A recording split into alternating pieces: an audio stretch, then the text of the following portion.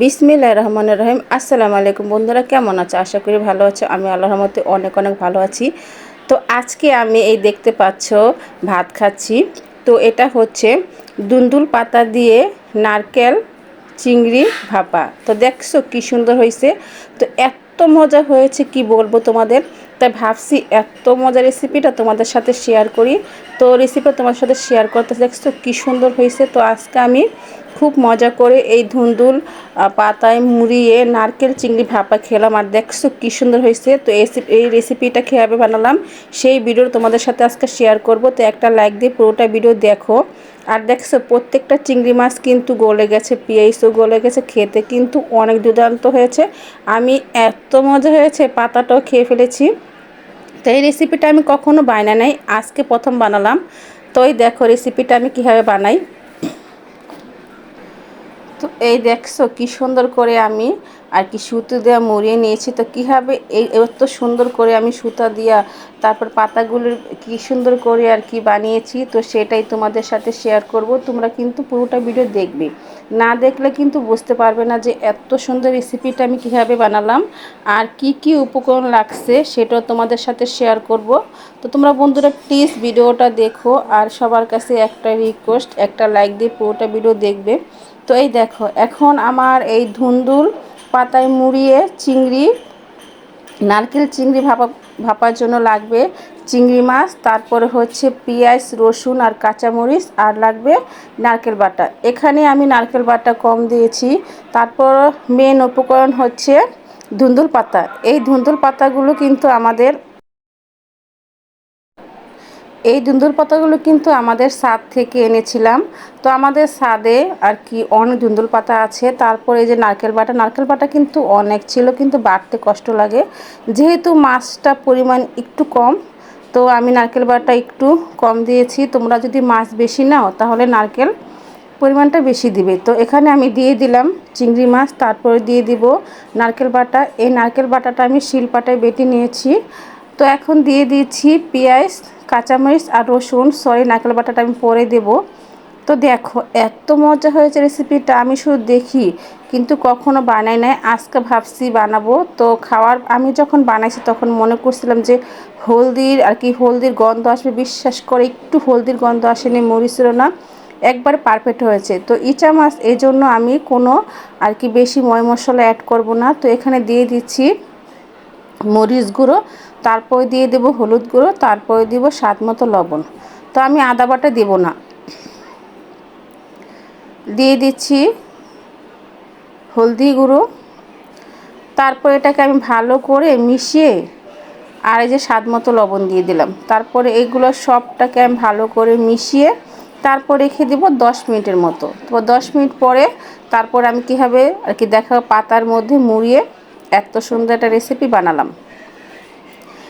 তো কেউ ধুন্দুল পাতা বানায়, কেউ লাউ পাতা, কলা পাতা, কিন্তু আমার তো আর কি লাউ পাতা ছিল না, ধুন্দুল পাতা ছিল, এই জন্য ধুন্দুল পাতার মধ্যে এই রেসিপিটা আমি বানালাম। তারপর দিয়ে দিলাম তেল। তোমরা অবশ্যই তেলটা একটু কম দিবে, কেননা কম দিবে যখন আর কি এটা আর কি পাতাটা আর কি ভাজবে তখন আরও তেল দেওয়া লাগবে, যেন তেল কম দিলেই হবে। আমি একটু তেল দিয়েছি। এখন ভালো করে মাখিয়ে নিতেছি। এত টেস্ট, এত মজা, ধারণার বাইরে রেসিপিটা। যে একবার খাবে সারা জীবনে এর স্বাদ বলতে পারবে না, আমি গ্যারান্টি দিয়ে বলতেছি, খুব ভালো লাগে। তোমরা অবশ্যই একবার বাসায় কিন্তু ট্রাই করবে এই রেসিপিটা, খেতে কিন্তু দুর্দান্ত স্বাদের লাগে।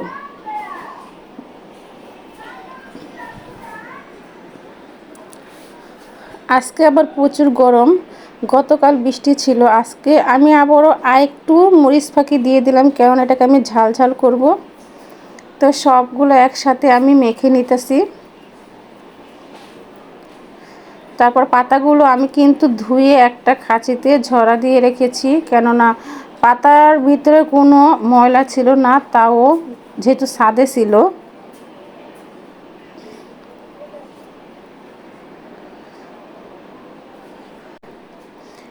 এই যে এখন আমি তোমাদের দেখাবো কীভাবে মোড়াতে হয়। তো আমি একটা পাতা নিয়ে নিয়েছি। এখন এই দেখো একটা পাতা নিয়েছি, তারপরে যে কতগুলা আর কি এগুলো নিলাম, তারপরে নারকেল চিংড়ি আর কি মিশ্রণটা চিংড়ি মাছের। তারপরে এখন আমি আর কি সবগুলা দিয়ে দেব। তারপর দেখো আমি কি সুন্দর করে মুড়িয়ে নিচ্ছি, খুব সুন্দর করে মুড়াবো।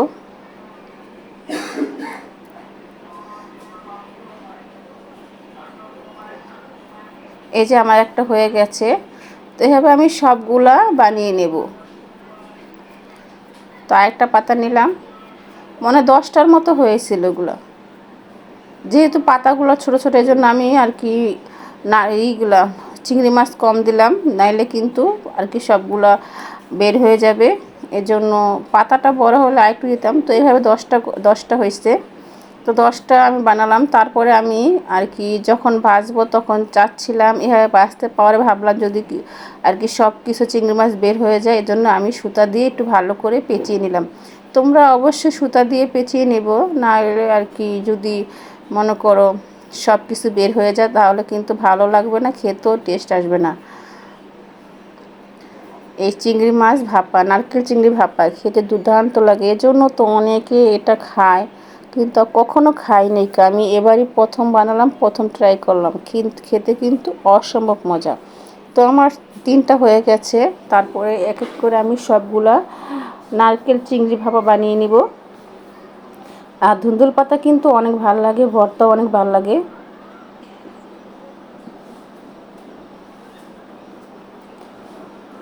এই যে আরেকটা হয়ে গেছে। এই যে এখন 10টা পুরা হয়ে গেছে। এখন আমি সুতা দিয়ে ভালো করে মুড়িয়ে নেব। দেখছো কি সুন্দর দেখাচ্ছে। তো এখন আমি তোমাদের বললাম যে সুতো দিয়ে ভালো করে পেঁচিয়ে নেব। তো এই যে সুতার সাহায্যে সবগুলা পাতা ভালো করে মুড়িয়ে নেব। তারপরে আমি আর কি চুলায় ভাজবো। তো চুলায় আমি কিন্তু আগে থেকে একটা কড়াই বসিয়ে তেল দিয়ে আসছি, যেহেতু আর কি ওখানে তেলটা গরম হোক, এখানে আমি যে সুতা দিয়ে সবগুলা পাতা বেঁধে নিচ্ছি খুব সুন্দর করে। তোমরা অবশ্যই বেঁধে নেবে, না হলে কিন্তু সবগুলা চিংড়ি মাছ আর কি বের হয়ে নষ্ট হয়ে যাবে। আর দেখবে কালারটা কি সুন্দর হয়েছে, খুব ভালো লাগতেছে দেখতে।